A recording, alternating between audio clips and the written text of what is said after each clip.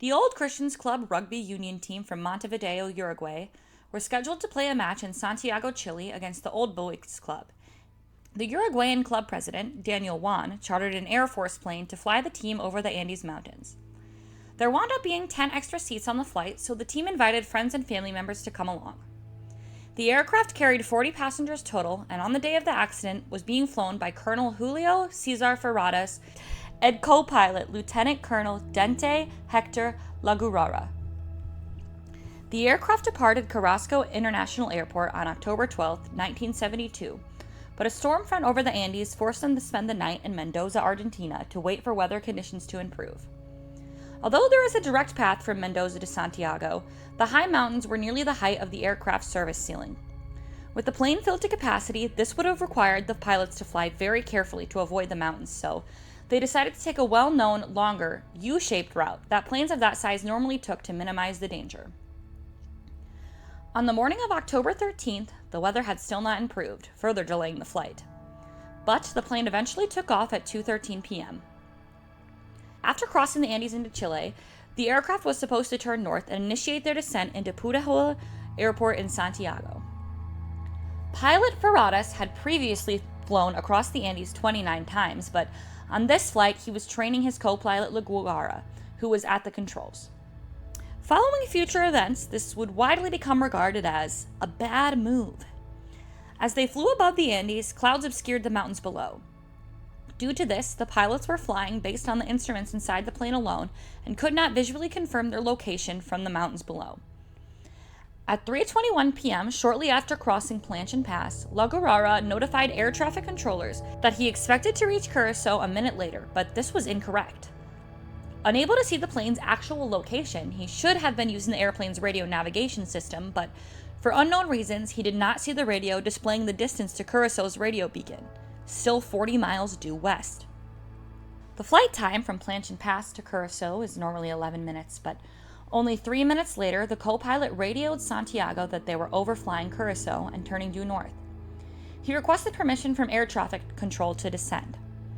The controller authorized the aircraft to descend to 11,500 feet, unaware due to lack of radar coverage that the airplane was still flying over the Andes. Pilot Ferradas also failed to notice the navigation error. As the plane descended, it encountered severe turbulence. Something was wrong, but they didn't know what yet. At first, the rugby players joked about the turbulence until they saw that they were abnormally close to the mountains. While neither pilot survived to tell their story, Nando Parado, a rugby player, later stated, "That was probably the moment when the pilots saw the Black Ridge rising dead ahead." Realizing their mistake all too late, the pilots pulled up and the plane began to climb until it was nearly vertical and shook violently. The ground collision alarm sounded. A crash was imminent. The plane struck the mountain 2 or 3 times. While it may never be known exactly how these collisions transpired, evidence from the crash site indicates that the lower part of the tail cone may have clipped the ridge. The second collision ripped the right wing off, and some evidence suggests it was ripped off with such force that that's what caused the tail cone to tear off. When it did so, it took with it the rear part of the plane, including 2 rows of seats and the baggage hold, leaving a gaping hole in the back of the plane. 3 passengers, the navigator, and a singular flight attendant were lost with the tail section. The aircraft's momentum and its remaining engine carried it forward and upward until a rock outcropping tore off the left wing. Its propeller sliced through the fuselage. During this time, 2 more passengers fell out of the back of the plane. Finally, the nose of the plane crashed into the snow and careened down the slope of the glacier, rammed into a snowbank, and came to a stop. The stop was so sudden that the remaining seats broke loose and pushed the passengers into the front of the plane. Pilot Ferradas died instantly when the instrument panel compressed his chest and forced his head out of the windshield. Co-pilot Lagurara was critically injured and trapped in the crushed cockpit. He asked one of the passengers to find his pistol and shoot him, but the passengers refused. He died the following day. The plane's fuselage had come to rest in the cirque of the Glacier de la Lagrima, or the Glacier of Tears, aptly named. 33 passengers and crew had survived the initial crash, but many were seriously injured. Most had broken legs resulting from the impact of the seats at the front of the plane. 2 players, Canessa and Gustavo, who were medical students, quickly began treating the wounded. Nando Parado had a skull fracture and remained unconscious for 3 days. His sister Susana was badly injured and semi-conscious. Graziella Mariani's legs were broken and trapped by twisted seats, and Enrique Platero had a piece of metal stuck in his abdomen, and when his teammates removed it, it took a piece of intestine with it. Despite his injuries, he began helping the fellow survivors as well. The Chilean Air Search and Rescue Service was notified within the hour that the flight was unaccounted for. They began to search in the Curacao corridor, the last reported position of the plane, but this position was incorrect, and unbeknownst to the passengers or the search teams, the flight had crashed in Argentina even before crossing into Chile. Luckily, the search area was expanded far enough that the planes did fly over the crash site. Less luckily, none of them spotted it. The survivors tried to use lipstick recovered from their luggage to write an SOS message on the roof, but they didn't have enough lipstick to make large enough letters that could be seen from the air by rescuers. They also used luggage to fashion a cross in the snow. The survivors saw aircraft fly over the crash site on 3 different occasions, but the rescuers were unable to spot the white fuselage against the snow. The harsh winter conditions gave the rescuers little hope that they would find any survivors. After 8 days of searching, rescue efforts were canceled when searchers concluded that the chances of anyone surviving the crash were 0. They planned to resume their search and recover bodies at the end of winter when the snow melted, unknowingly leaving the 33 survivors stuck in the frigid air.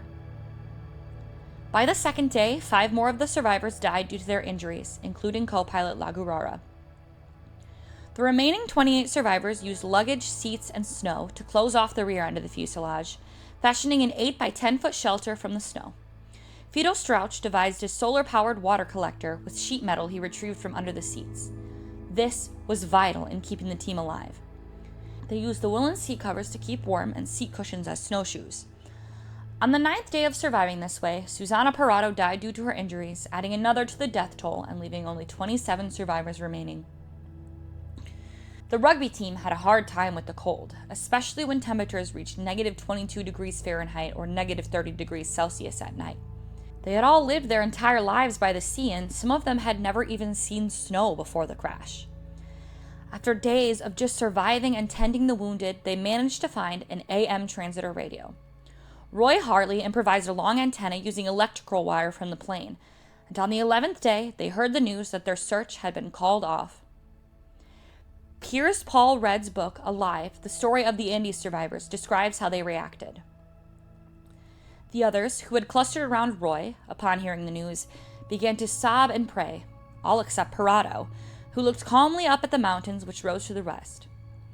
Gustavo Nikolic came out of the aircraft and, seeing their faces, knew what they had heard. He climbed through the hole in the wall of suitcases and rugby shirts, crouched at the mouth of the dim tunnel, and looked at the mournful faces looking at him. "Hey boys," he shouted.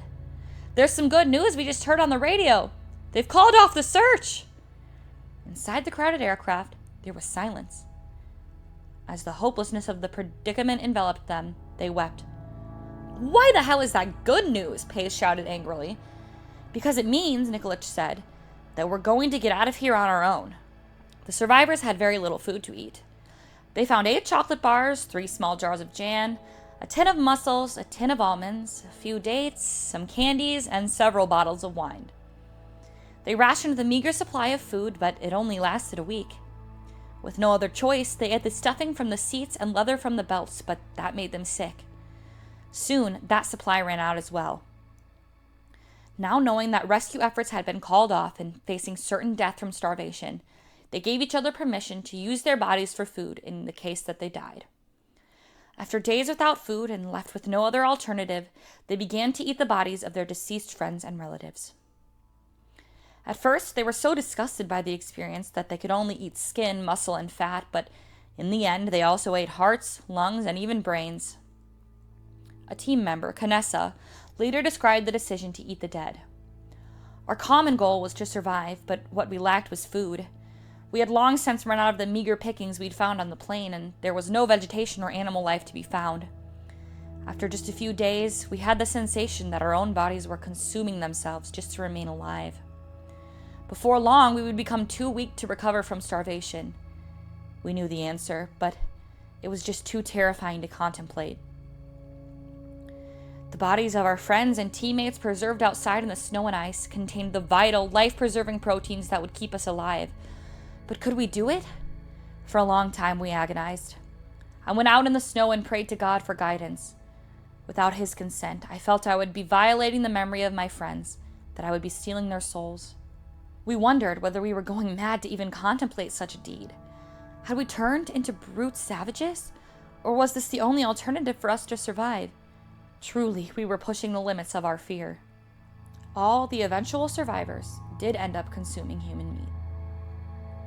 But the survivors' trials were not yet over. Close to midnight on October 29th, and 16 days after the crash, an avalanche struck the fuselage while the survivors were asleep, almost completely filling it with snow and smothering 8 more people to death. The fuselage was completely buried, filling it to within 3 feet of the ceiling. Trapped inside, the team quickly realized that they would soon run out of air. Thankfully, Parado was able to take a metal pole from the luggage rack and pry open one of the cockpit windscreens, poking a hole in the snow for fresh air. On October 31st, they were able to dig an exit tunnel from the cockpit to the surface, only to be faced with a blizzard so severe that they crawled back into the fuselage. As the days and weeks passed, the temperature rose and the snow that had once buried them began to melt away. Arturo Nogueira died on November 15th, and 3 days later, Rafael Echeverren also died, both from infected wounds. Numa Turcotte, whose extreme revulsion against eating human flesh left him starved, died on day 60, December 11th. Slowly losing more and more of their team, the remaining survivors knew they would all die if they did not leave soon and get help. Eventually, the decision was made for a few survivors to leave on an expedition to get help. 3 men, Canessa, Parado, and Vizintin, were chosen for the expedition as they were the most physically fit. They were allocated larger rations of meat to build their strength for the expedition and the warmest clothes to withstand the nighttime cold. The expedition left on November 15th and aimed to head west to Chile, but the large mountain on the western rim of the glacier cirque was deemed to be too much of an obstacle, so they headed east. They hoped the valley would eventually turn west and lead them to Chile. After several hours of walking downhill east of the fuselage, they found the tail section of the aircraft, mostly intact. They also found luggage with a box of chocolates, 3 meat patties, a bottle of rum, some Coca-Cola, cigarettes, extra clothes, comic books, a bit of medicine, and most importantly, the aircraft's batteries. They decided to seek shelter for the night inside the tail section, started a fire to stay warm, and stayed up late reading the comic books. Knowing these items would be crucial in helping those back at the fuselage, they returned. They also wanted to bring the batteries back to power the radio and make an SOS call to Santiago, but found the 53-pound batteries were too heavy to carry back uphill in the deep snow. They decided it would be easier to disconnect the radio and bring it to the tail section. Once they returned, they told the team of their plan and disconnected said radio. Unbeknownst to them, the batteries did not have enough voltage to power the radio, dooming their plan from the start. After several days of not being able to make the radio work, they gave up and returned to the fuselage, realizing they truly would have to climb out of the mountains themselves to get help. So they set out once again. On December 12, 1972, Parado, Canessa, and Vizintin began climbing out of the glacier. Instead of climbing the somewhat lower ridge to the south, they headed straight up the steep 30 to 60 degree slope of the mountain ridge. The climb was slow and tedious, the air thin, and snow so deep it sometimes reached their waists, making it all the more agonizing. The survivors at the fuselage watched them climb for 3 long days. On the 3rd morning after starting out, Canessa stayed back at their campsite. Vizintin and Parado reached the base of a nearly vertical 100-meter wall. It was covered with snow and ice. Parado used a stick he brought along to carve steps in the ice wall. When he reached the top, he believed he would see the green valleys of Chile to the west, but was stunned when he was faced with seemingly unending snow-capped mountain peaks extending in every direction. Discouraged, Vizintin and Parado descended and rejoined Canessa as the sun set. They sipped cognac from a bottle they had found in the tail section of the aircraft, and Parado said, "Roberto, can you imagine how beautiful this would be if we were not walking dead?" They realized their rescue-seeking expedition was going to take much longer than they had anticipated. Coming to the conclusion that they only had enough food for 2 of them to continue, Vizintin returned to base camp on a makeshift sled, arriving back within an hour. Which, again, probably would have been kind of fun to go down if it wasn't such a horrible situation. From their shelter the night before, Parado and Canessa took 3 hours to climb the ridge. When they reached the top once again, they only saw snow-capped mountains in every direction.